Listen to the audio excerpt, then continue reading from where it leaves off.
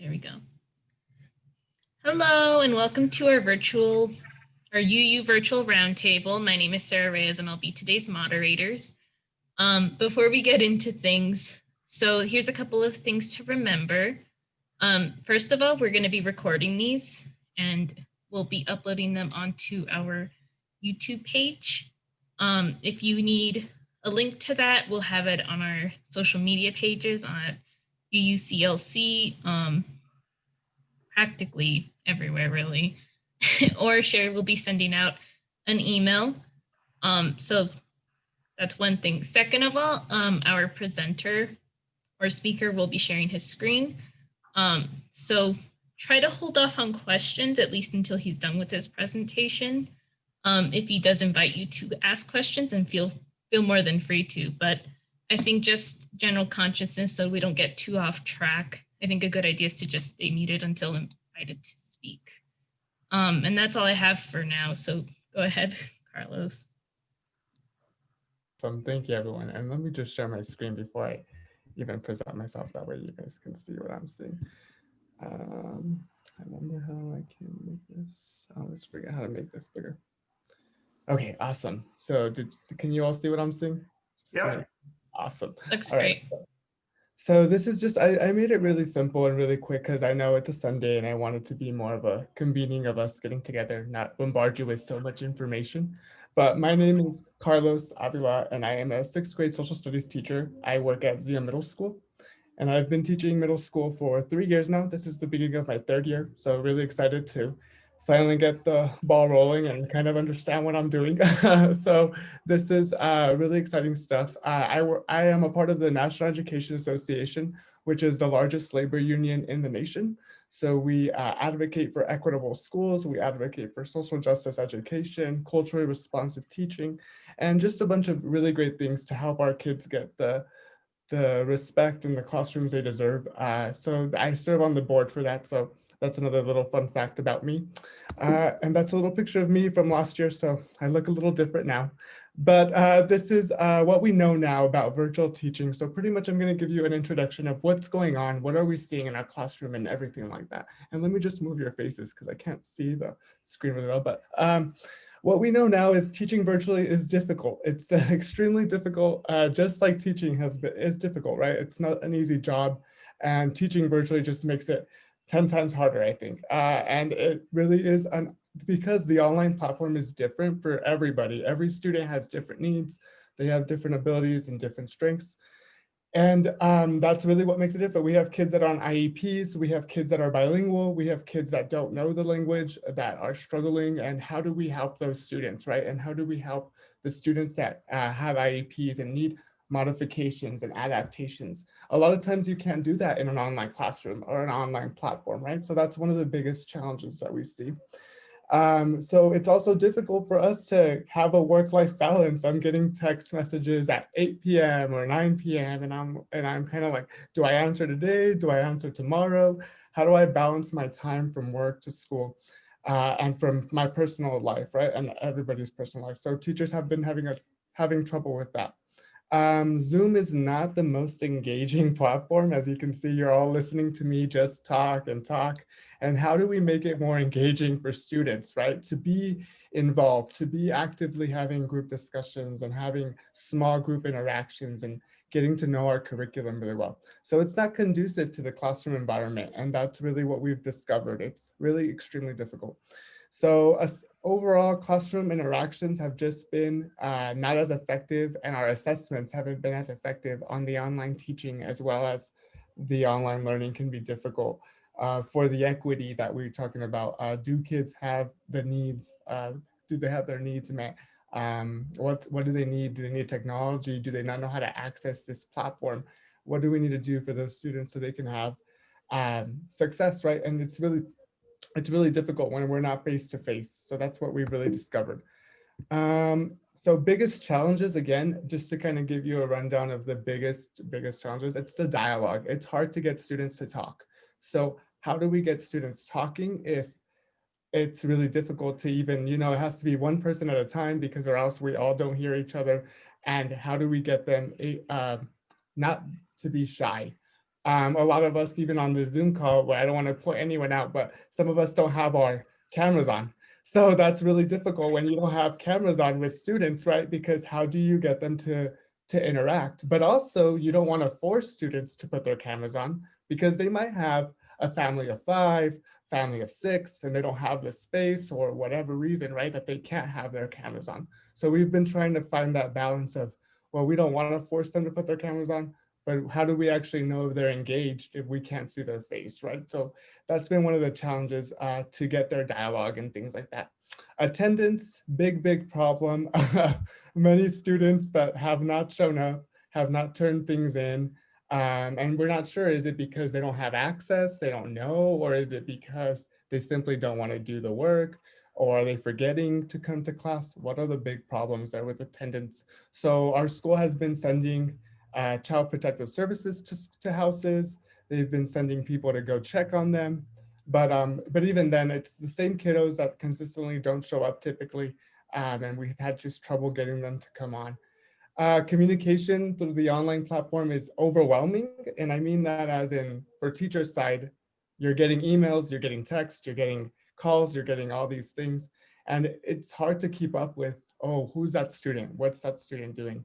It just becomes a lot. So sometimes to balance those communications, it's also been a challenge.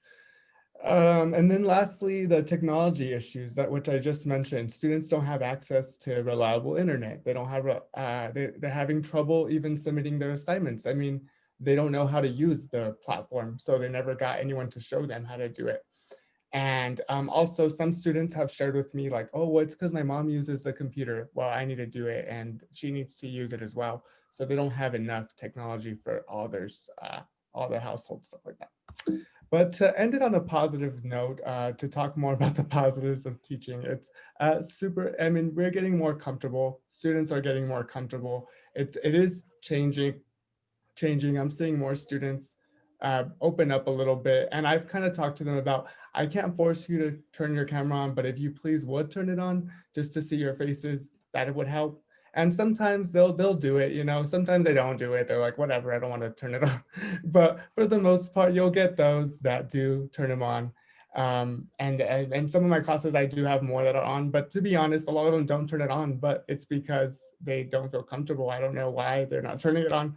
But students are getting accustomed to getting the support that they need. And then the science that supports us to stay home, as you all know, on the news, things like that.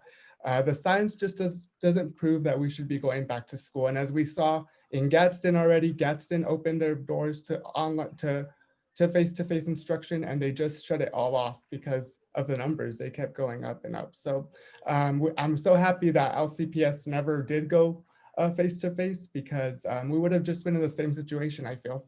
And we would have had to get used to going on and then getting off and getting on and getting off. So I think the consistency is helping students that this is how we're going to do school right now, and it's going to help. And then the last thing is LCPS is really committed to ensuring that students receive the best education possible in these unprecedented times, even though there is still some things that we need to be worked on. But I mean, it's just an everyday learning thing, you know, just as we're learning to access these Zoom meetings, as we're learning to do things, we're going to make mistakes. Teachers are going to make mistakes. Districts are going to make mistakes. And that's why being on the board, I can give you the other side of it, like advocating for teacher rights. It's been a struggle, you know, because we need to find that balance of what is right for kids, what is right for teachers, what should we be doing, and things like that. So that's the positives of everything. And really, I didn't have a lot to say. I really wanted to leave it open to you all because those are just like the big pictures. And I don't know if there's more specific concerns that you all had in regards to the education. I know there's a lot of private schools that are opting to do in-school learning, and that personally on my I don't want to be biased, but it concerns me that I don't want to see outbreaks and things like that. So I can't speak to the private school side, but I could definitely speak to the public school side. So I don't know. I will leave it up to you all. I will open it up for questions. I don't know if you want me to go back to a particular slide, but if you need me to, I could stop sharing my screen so I can see all your faces and it will be easier to do that. Um, but I will leave it up to Anybody you. have questions or comments? Yes, Okay. sir. I have a question. Do sixth, I think you said sixth grade is what you teach. Do the students move from class to class, and how is that done online? So perfect. Thank you for mentioning that. The way that middle school, and the good thing is that we have learned from this schedule. We started off doing Monday, Tuesday, certain students would go to class, and then only those students. And then Wednesday was a day off, and then you'd see Thursday, Friday, the other half.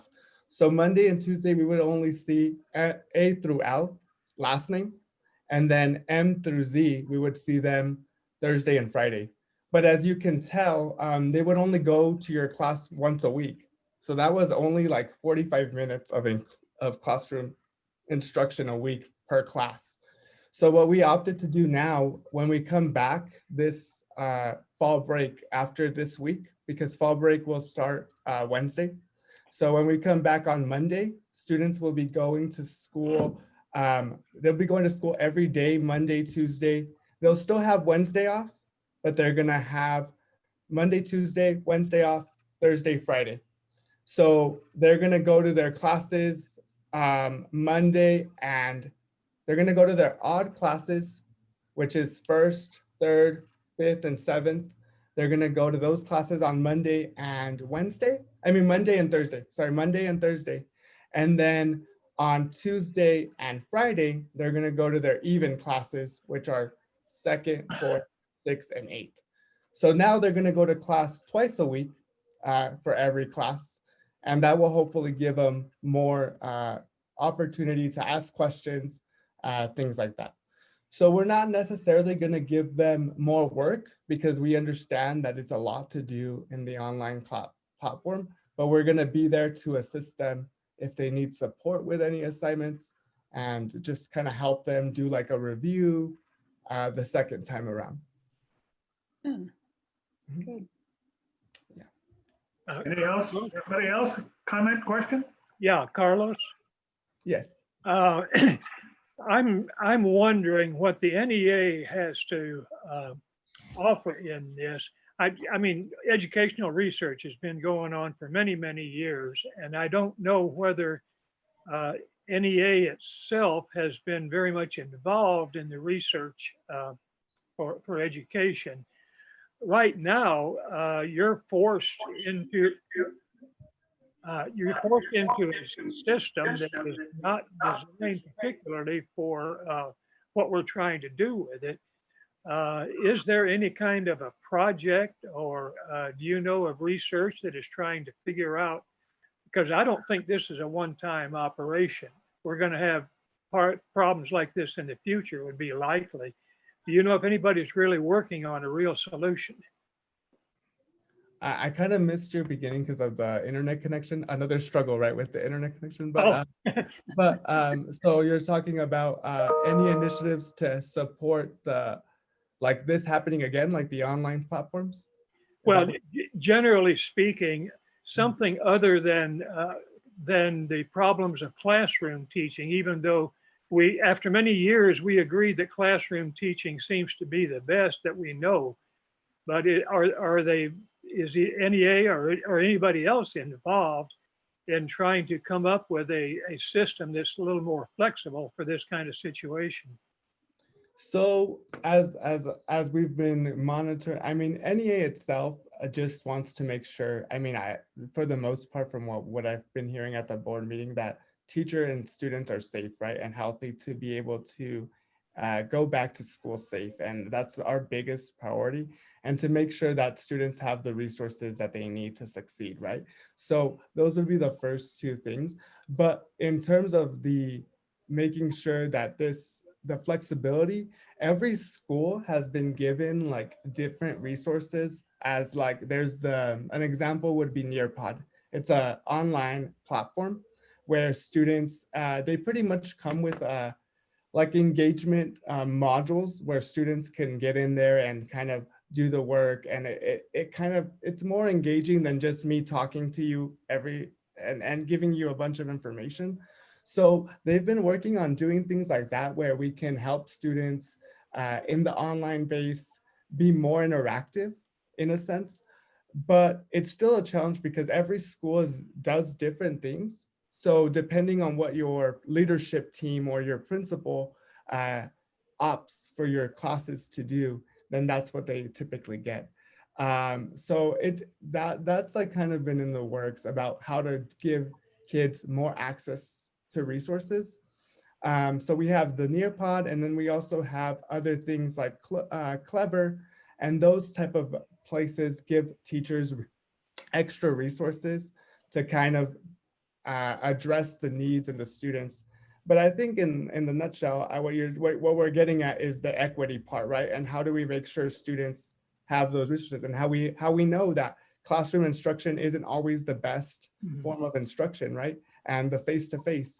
And I think that not just NEA, but other professional organizations have known that for years, right? And how do we do that? Because even right now, many of you that are on the screen, I mean, just imagine being on the screen for 4 hours a day. That's what we're asking students to do, to be on the screen for 4 hours a day. No one can do that. No one can do that. And that is what I tell my students. When we have a classroom, I say, we're gonna do 30 to 40 minutes because I know your attention span is not gonna be with me for the whole 45 minutes. Like we have to give each other grace. And I think that that's what I've been trying to advocate for other teachers, because sometimes we forget, right? Because I'm a college student right now. So I'm in grad school, and I can just imagine what students have to go through to sit through 4 hours a day on a Zoom call and to be expected to know what's going on every second, right? It can get draining.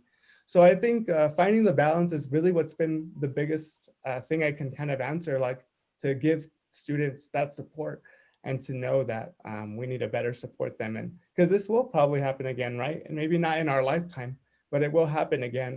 There'll be another pandemic, just like there has been in the past, right? History has shown us in the past that it happens, and it will happen again if history repeats itself.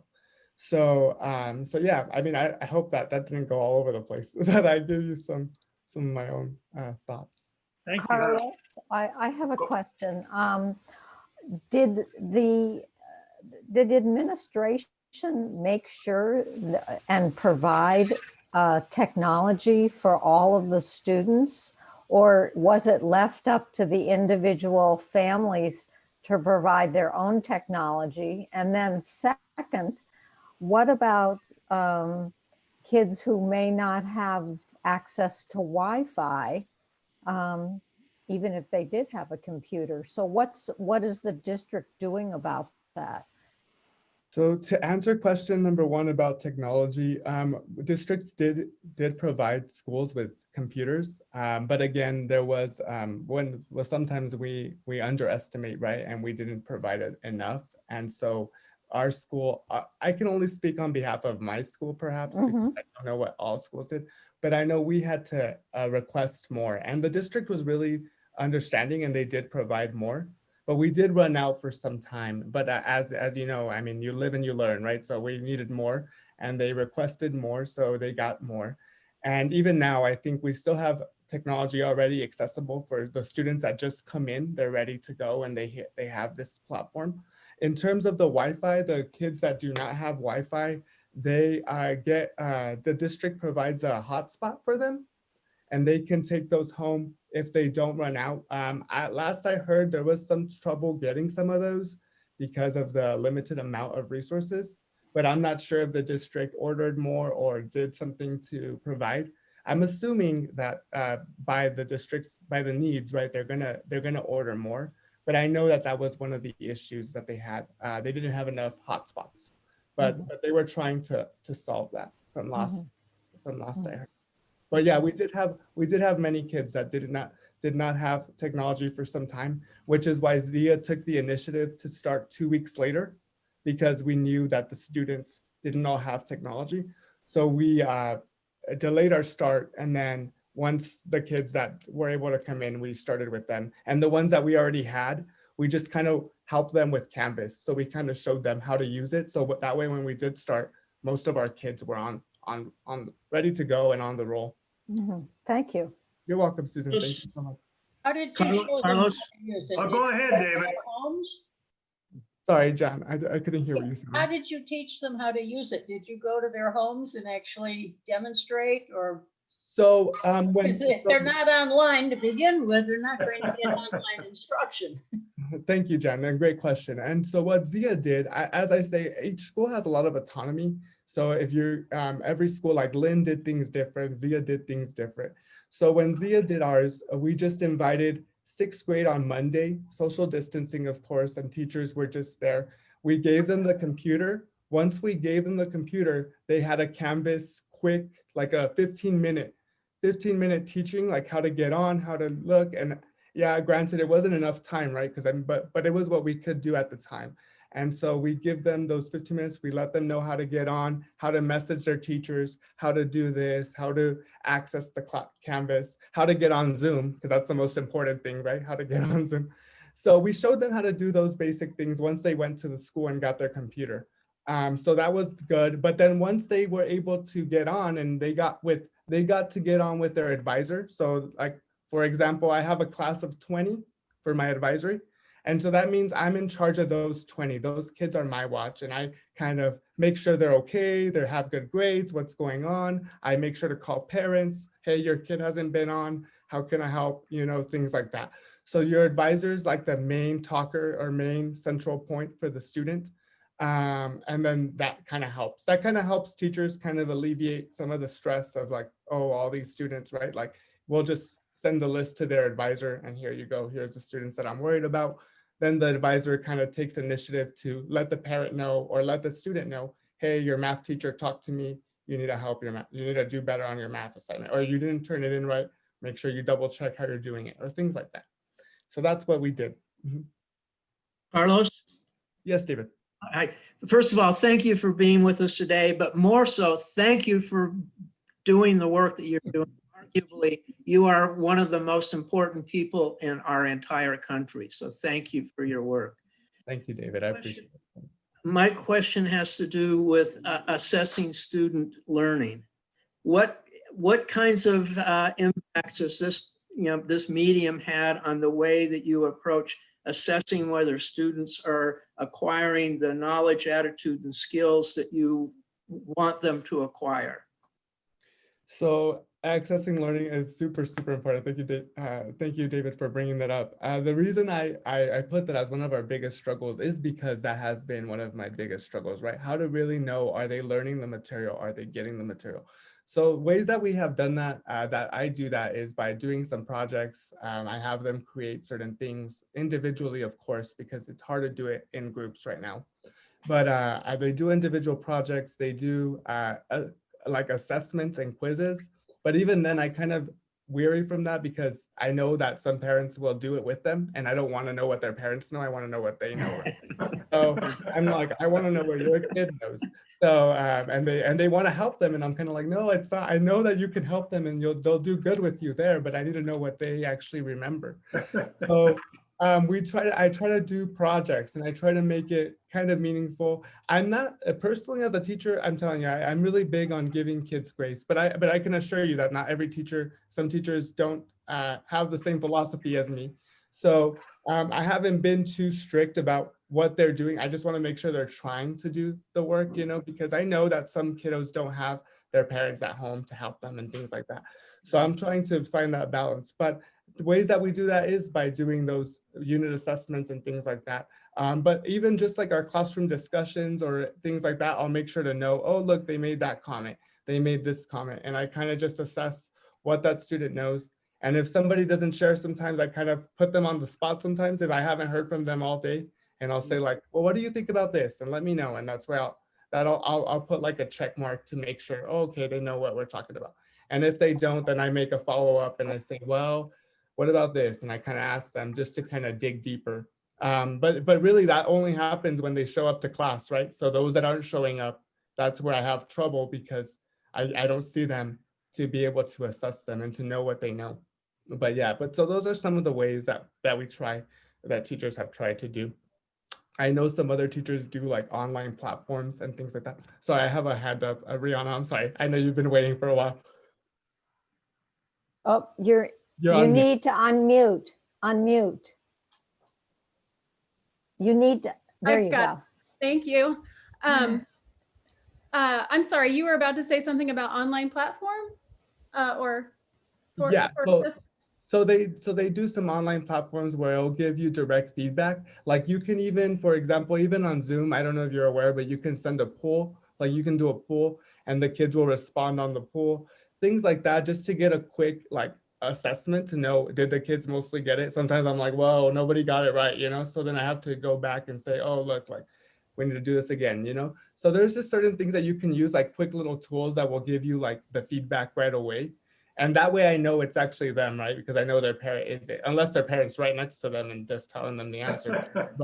But I mean, that's impossible, right? I can't stop that. So it's kind of like, I try to do the best you can, but I have so many things to say, and so I will try not to take too much time.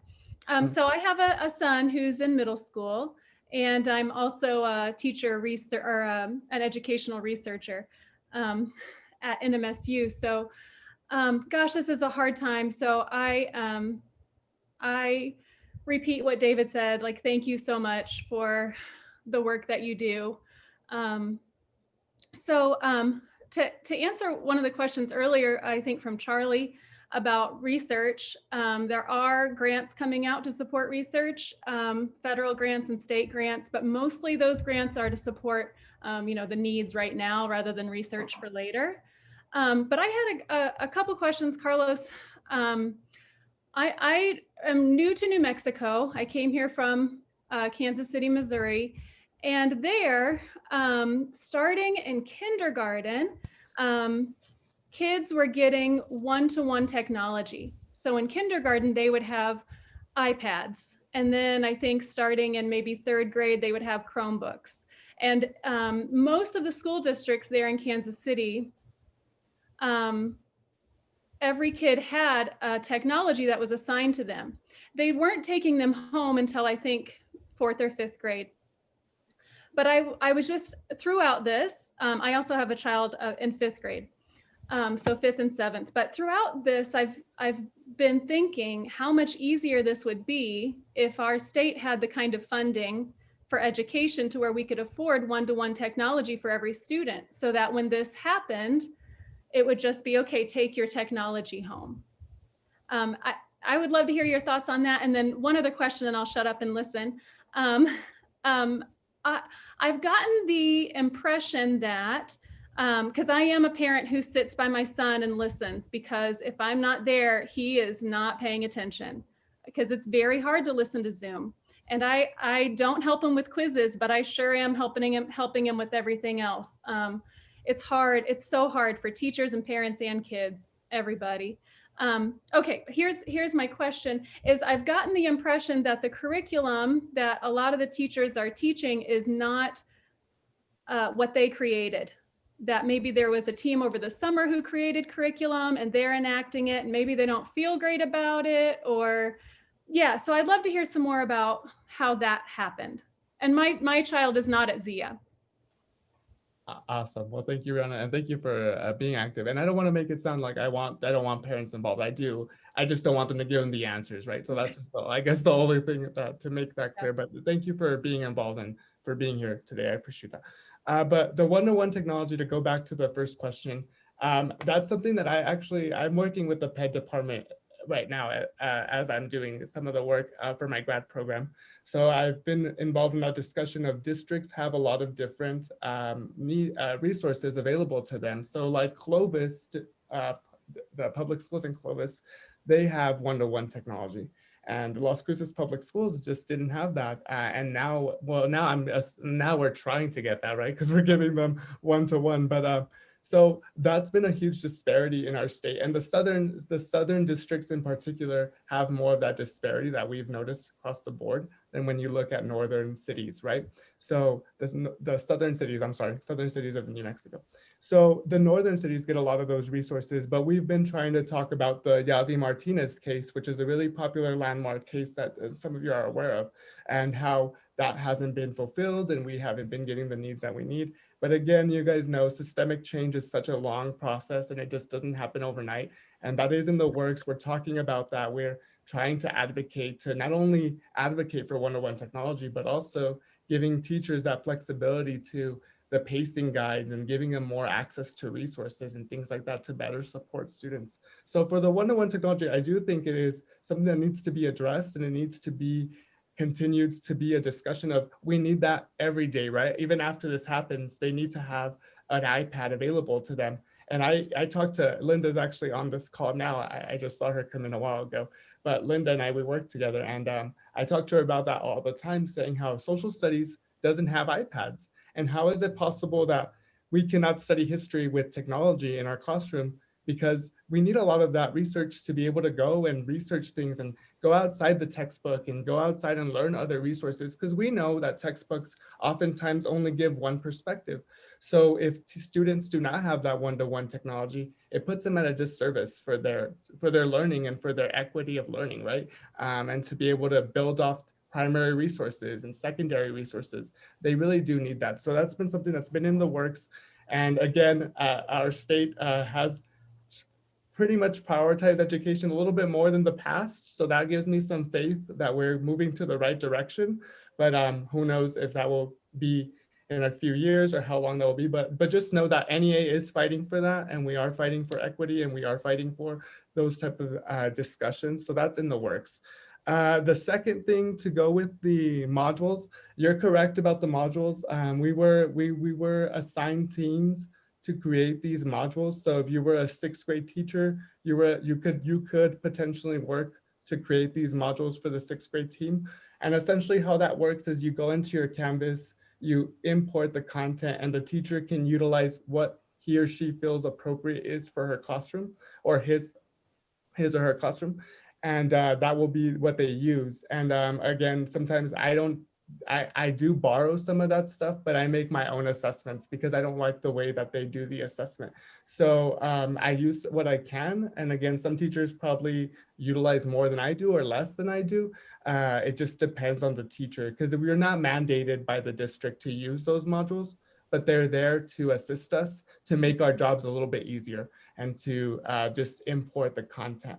But again, depending on how the teacher integrates that into her instruction or his instruction, that will depend on them, right? So that's part of that. And I'm just gonna let someone in because I think someone's trying to come in. But yeah, but those are all in the works. But the modules are good. Thank you for bringing that in, because I've been hearing a lot.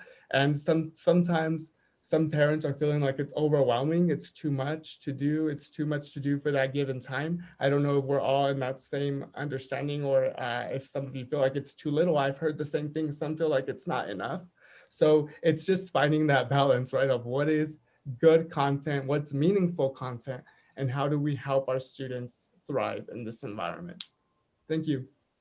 Linda, can you hear me? You need to turn off and could you comment on your experiences so far as special ed? Well, because I have individualized programs for my students, all of my lessons are tailored towards the students as best possible. So I'm not using any of the modules that were created by other teachers because they really don't fit my program right now. And so, you know, I think, like Carlos said, some of the students are feeling a bit overwhelmed, and some of the students are feeling like they could do more, and parents are hoping that they could do more. So, you know, maybe the idea of adding enrichment activities for families that would like to see a little bit more taking place would be a nice idea. You know, the last thing I want to do as a special ed teacher is have my students feel so stressed that they shut down. And so there is that fine balance. Yeah. And to go off that, I think for those that are parents or grandparents or people that are involved with children, the best thing to do if you really would like more enrichment for your student is to reach out to that individual teacher, because I know we've been doing that for those kiddos that want to be challenged more. So if you want to spread the word to communicate, I think the importance is communication and to let those teachers know that you would like more enrichment or more opportunities for ability to learn. But like Linda said, it can be difficult because some students aren't ready for that extra amount of work or assessment. So to assign it to everyone, it does them not so well. But yeah. Any other questions, comments? Go ahead. I had another question and a comment. One is I have been a volunteer in a kindergarten class for 7 years. And although not all the children have their own iPad, there are approximately usually 5 or 6 iPads per class, and every child has a time each day where they get to work on their iPads. So from that perspective, at least they already knew how in kindergarten how to use the iPad, and then hopefully now they all have their own iPads. They all have their own iPads at home. Right. Now, Carlos, the other thing I was just wondering is, do all the kids have books? I mean, do they have social studies books, or do they have math books at home, or how did that work or didn't work? So we don't have enough books, textbooks at least, for not even a whole, we have enough for one class. So there's not enough even to have them take them home. So just imagine if they had their own, we wouldn't have any. But so that's another problem, right? Textbooks, there's not enough for certain things. That's another thing that we've been discussing about the history curriculum, at least. There's not enough resources for history. It's oftentimes left in the back burner. So my experience is different than maybe your English teacher, because they have a lot more resources, because the state will invest more in language arts and math most of the time than they do for history. So, which I always find kind of strange, but the investment is not always appropriately funded for every single subject. But so there isn't enough textbooks per se for our class, but there is, on the plus side, there is online resources that you can upload based off the textbook, because we as history teachers have access to those documents and those quizzes and assessments that we can upload to our Canvas. So we may not have the physical textbook, but we can use the textbook in a virtual setting where the children can access that. But in terms of them having a physical copy of it, no, that's not in the works. But it is accessible online to do some of the stuff that we want to do to promote the textbook. I was going to add in there. Yes, go ahead. Go ahead. I was just going to add that our school in particular purchased some new math curriculum, and so the students do have their own workbooks at home. Semester 1, which is about 1.5 inches thick, and semester 2, which is also about 1.5 inches thick. So they've got plenty of books in math anyways. Right, and language arts, I know they're using a certain program, and then our science program uses a thing called Amplify, an app, but I'm not familiar with those programs, but they're really suited for that particular subject. So yeah, so again, my experience is just a little bit different because social studies is a little bit different, but yes. Go ahead, iPhone, yeah. Oh, I'm sorry, it's Ellie, it's Elena. I forgot to change my name. Oh yeah, I'm sorry. Yeah, hi, thanks Carlos for everything you're doing with the students. But my question is, how has this changed the whole dynamic with volunteers and teachers' aides? Are they helping like with breakout rooms, or how's that all being done? How has this changed? I'm so glad you brought the breakout rooms up to discuss. The one thing that's been challenging is where to put the aides for that particular time, right? So as of now, for my class, for example, I have an aide just for 5th period. So the rest of the classes I have no aide, but just in my 5th, because that's my inclusion class. That's one of my kiddos where I do inclusion, where you do the children with exceptionalities. So we service them there. And those kiddos get the support, some extra support, right? But the challenge with the breakout rooms that I've already experienced, because I've tried doing it once, it was you cannot ensure that the students are participating because you're not in their breakout room. You have to jump from breakout room to breakout room. And that's been the biggest challenge. So personally, I'm not going to do that again because it was just it was not effective for me personally. Maybe I didn't do something right or didn't explain something correctly, but it's hard to get them talking. And like how I said, to get them talking and to get them. So when you're not there to hold them accountable to talk, it just gets kind of difficult for them to do that on their own and things like that. David, did you How have? has this changed as far as how many volunteers? Has this like dramatically decreased the amount of volunteers, or? So we have a pretty strong PTO. Parents are really involved in PTO.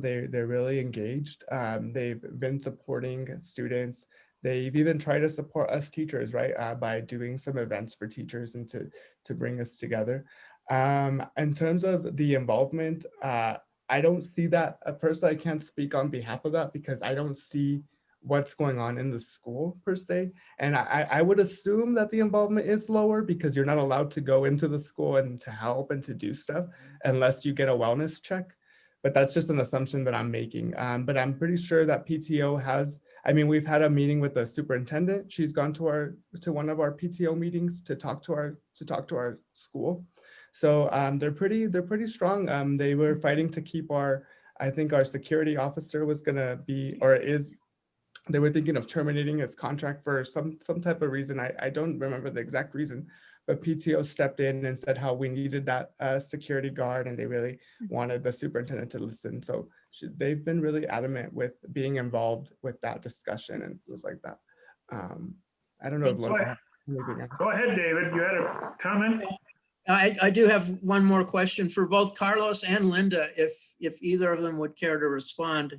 And that is, what impact does this whole change in the mode of conducting education had on your morale as teachers?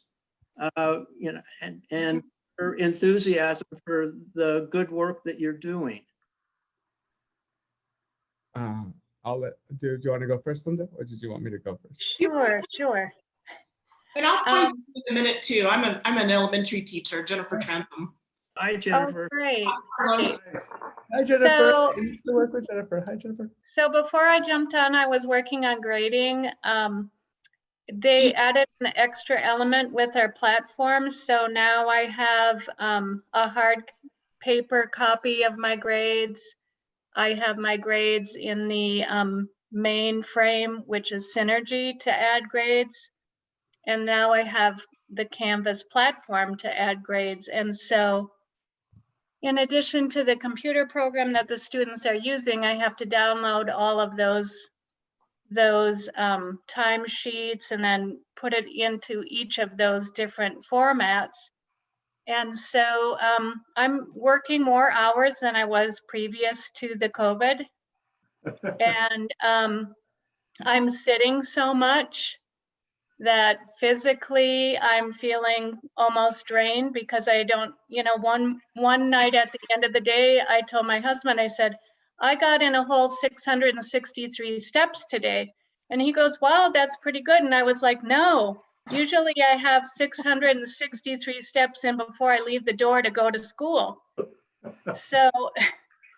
So in that respect, I mean, just imagine sitting in a chair all day. So I'm trying to figure out how I'm going to stand up during my lessons a little bit more and still manage in the space that I have to keep the different things that I have that I need to use as tools to teach. So yeah, and then just imagine, not really having your weekends off. Yep, if you're working full time, I've talked to some elementary teachers that are actually working until 11:30 at night, and then they're working on the weekends too. And they're one of the teachers I talked to said that she said we got all new curriculum for all subjects in the elementary, and she said I'm trying to teach using all new curriculum. And that's what's taking her forever because she's trying to do they've got direct instruction, which is where you have to follow a script and that script is really precise. And if you don't follow that, you could be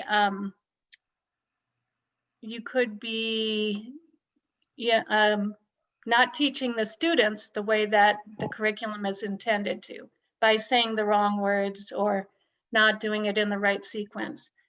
And so she was spending she said about 4 hours recording this script for her students to be listening to, so that, you know, if someone was absent, they could go back and listen, things like that. So, you know, it seems like, oh, this should be easy. And that's what I thought. I thought, oh, it should be easier teaching online. But in fact, it's just so time consuming. So I'm going to let someone else speak. Thank you. Hey, Jennifer, how about you? What's your experience? Linda, I agree with everything you just said. As an elementary teacher, we teach reading, writing, math, science, social studies, and then language arts. The reading is actually broken out into phonics and vocabulary and other areas. It's overwhelming. And my parents are online right now. They can tell you I'm up one day, I'm down the next, or not even day, it's within the day. My morale goes up and down constantly. The student engagement is tough. I have some students who are super engaged and their parents are, you know, constantly in contact with me, wanting to follow up on how they're doing. And then I have others. I have one kid, he has an IEP, Linda, and he has zeros all the way. He's not turned in one solid, not one thing. And I have reached out, bent over backwards trying to reach out. It's hard because you're doing this long distance. It's not like I can connect. And that's, I think, one of my superpowers in person is I connect with my students and I get them to engage because they like being in our class together. And so it's tough. I spend typically on Sunday about 7 or 8 hours a day just gathering grades. Linda, I so related to you, and I'm sitting here doing the exact same thing right now. So I love teaching. I appreciate the challenge that comes with this, because I think education has needed to better use technology. So that's the silver lining, that, oh my gosh, is this a struggle right now as it is. But we have to, you know, growth mindset and trying to stay positive. And this is not permanent. We will work through this. And I think we'll all come out on top, but I don't know. There's some thoughts. Right. Josh, go ahead. What's your experience? I just want to add to that, Jennifer, when you said technology did need to be revamped, but it's like, I always advocate, it's not just technology, it's human environment interaction with technology. We cannot just rely just on technology. It's how we incorporate technology with how we communicate. Our kids don't know how to communicate anymore. I don't know if anyone has seen this shift happening, but kids don't communicate face to face. I go to the barber and the barber tells me all the time, he calls me dude, right? But he says, dude, I don't know how people go into the barber and they look down and they're talking to them and they're talking to them like this, like, hello, yeah, I just want this, like no eye contact. And I tell kids all the time, I know you know how to use technology and that's not going to be a problem for you. But what you need to learn is we need to be human beings too. There's human relationships that need to occur and we need to continue to flourish that too. So I always worry about the focus of technology as well, but we need to learn to embed both to really build good human beings, right? To build human beings that are going to be able to get a job and to able to communicate and able to do successful things. So yeah, but I agree with everything, but I wanted to add that it's just different because we don't have that human environment interaction where we would have in a general classroom. So of course it'd be great to have technology like this, but also be able to see our kids face to face and to be able to, but since we're not able to do that, it makes it more of a challenge because everything is technology. I mean, I get off my work hours and then I go straight to college hours and I just feel like that drain of technology, screen, and there's never that interaction. So just remembering that our kids are feeling the same way. 4 hours of screen time is just not conducive to their environment, and making sure we give them time to go outside. Like I tell my kids all the time, go outside, get some fresh air. Don't worry about homework right now. Like go get some fresh air after you come back, then do it. You know, they have to find that balance within themselves to be able to be successful. But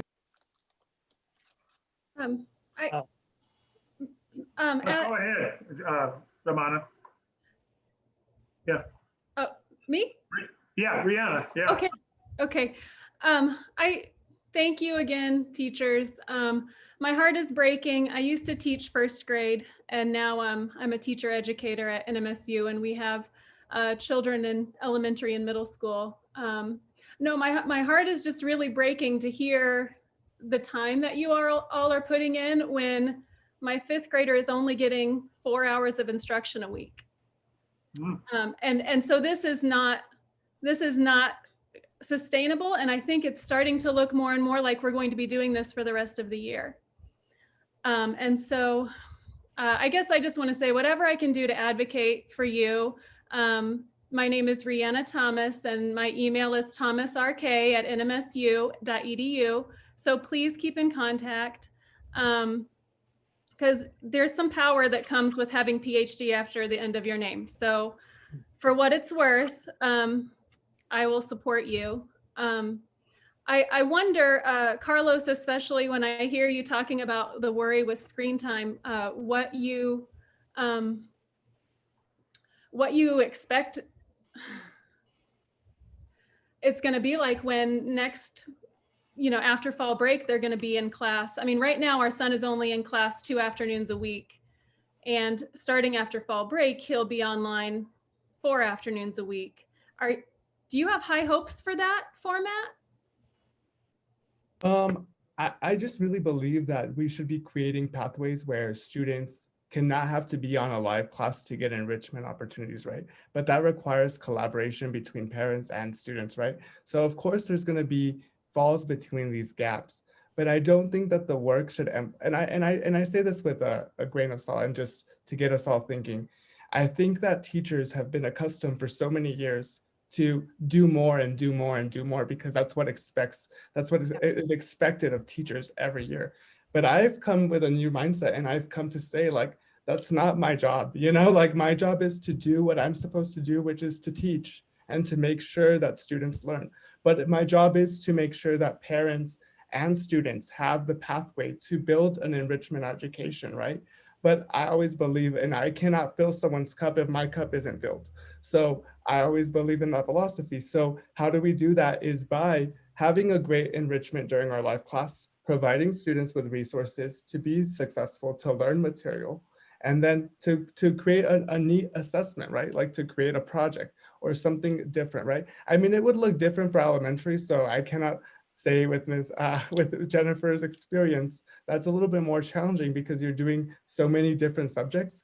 But what I could say to that is maybe pick one subject you're super passionate during that first live class and build a really cool assessment with that one subject. Don't focus on the other 3. Yeah, teach them, but then you create one super cool assessment where kids will have fun, kids will do good. I mean, my class, we talk about ancient civilization, but we talked about wealth inequality yesterday. I mean, on Friday, which had nothing to do with the actual ancient civilization, but I told them that's how we talk about social structures now. We don't talk about the power is all about social structures and who has more money, who has more ability to say things like that. So building those connections and helping students know why it's relevant. But to address the question, it's a challenge, right? Because every teacher has the flexibility to do it their own, right? And I can't speak on behalf of your child's teacher, but I want to say, like, that's how I believe. I don't think that the screen time, really the live class, is where the learning can occur as long as the teacher provides that enrichment process where they can get some learning from. Like I've had students come to me and say, man, Mr. Avila, I love that activity with the Stone Age art, but I wasn't with them doing it. They did it afterwards, And that was the cool thing to say, wow, like they really enjoyed doing it even when I wasn't with them, but they gave me that feedback. So I think learning can occur in many ways, right? It doesn't have to occur during our live class, but really holding your teacher accountable, right? If your child's teacher isn't doing what they're supposed to be doing, make sure to reach out to them and be like, hey, I feel like I haven't seen anything, or if I could get something else. I mean, I love it when parents tell me like, hey, can I do something else? And I'm like, yeah, sure. I'm sorry. I didn't realize I didn't do that right, or I didn't explain this correctly. But if teachers don't know, we can't improve.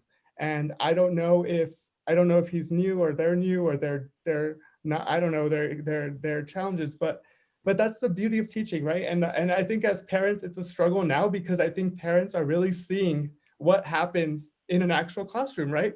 Like that's what really does happen when they go into our classroom and we're like, well, how do we get them to learn this? How do we get them to do that if parents aren't helping us and doing the things, you know, like it's all a team effort, and we need to reimagine a good education for our students by incorporating teachers and students and parents and communities and our leadership team. Like I know Linda can say, like, I love reaching out to my team and being like, hey, y'all, hope you have a good weekend and hope y'all, like, you know, have a blessed week or whatever, because I care about them, you know? And that's what teaching is. And that's what we do to uplift our spirits and to help students. And I know I went on a tangent there, but yeah, it's all a work in progress. And I really hope that this can be a better opportunity for students to really value their home life too, as well as their teaching life, and to learn to appreciate everything that comes with that.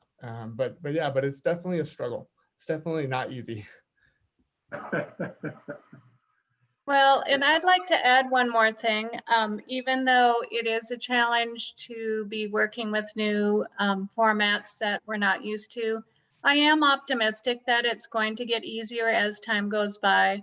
It's just working out the glitches and trying to figure out, you know, oh, this way works a little bit better than what I was doing. So, you know, you just keep trying and finding new things and talking to other people.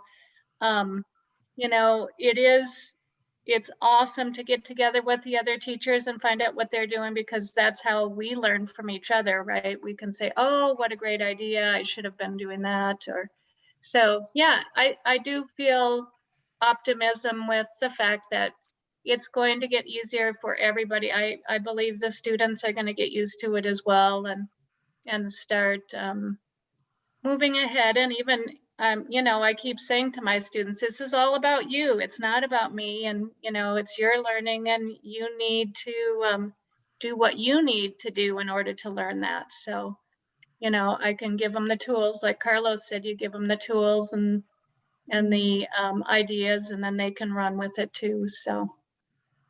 And just to let you guys think about this, remember that your teachers are parents as well, and their grandparents as well. And that's the hard thing, because I'm lucky enough to just have my mother to worry about, you know, because my brother's older. I have no kids. So I have the time to do these things, but it's really difficult for those parents that are having to not only be teachers, but they have to be parents as well. So I think we just need to take all that into account and realize, like, everybody's having different struggles. Everybody's doing it day by day. But like I told one teacher last week, she was having a breakdown. And I said, every day you show up to Zoom is a day you won, because that is a day you won. And that, telling her that, she was like, oh, you made me cry. And I said, you know, because it's true. Like, you showing up, maybe you didn't have the best lesson, but you still showed up. So, I mean, give your teachers some grace, give your parents some grace, give your neighbors some grace, because we all need that right now. So, yeah. Hey, Carlos, how's your single life going? Like all of us singles out here.